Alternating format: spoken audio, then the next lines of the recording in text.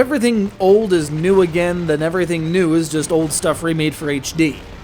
While I certainly don't begrudge companies the opportunity to go back to some of their older hits and reimagine them for a new, more savvy era, there's a gulf between just improving the graphics and creating something truly worth revisiting. Capcom's 1942 lit up arcades back in '84, and the series popped up from time to time throughout the latter part of the 20th century, oftentimes in arcade-exclusive outings. So how fitting that a remake be available for Xbox Live Arcade, and PlayStation Network too. For those unfamiliar with the series, the year is, well, take a wild guess. We're ostensibly in the Pacific theater of the Second World War, though the ordnance and technology involved would make any serious military scholar bleed from the ears.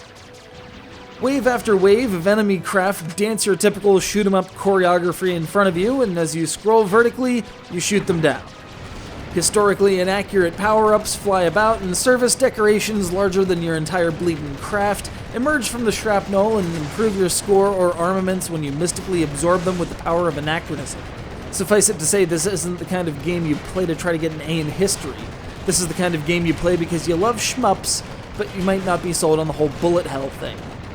This is very much in the classical style, where your hitbox is a bit larger than 1 pixel, and the screen isn't quite as filled with madness.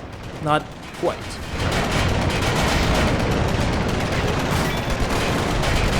But of the spate of Capcom remakes for today's download services, 1942 Joint Strike is among the most worthy.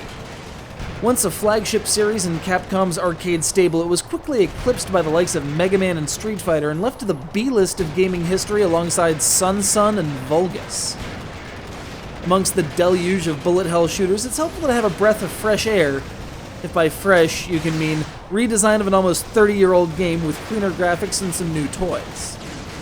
But considering that the last 19XDX game was the arcade-exclusive 1944 The Loot Master, which, for all we know, could feature a little Nemo cameo, I think the selection of this series for an XBLA and PSN refresher was fully justified.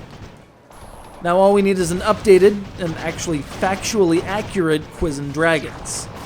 That doesn't get the lead singer of Devo wrong. You know, given Mark Mothersbaugh being a significant player in the video game industry itself and all.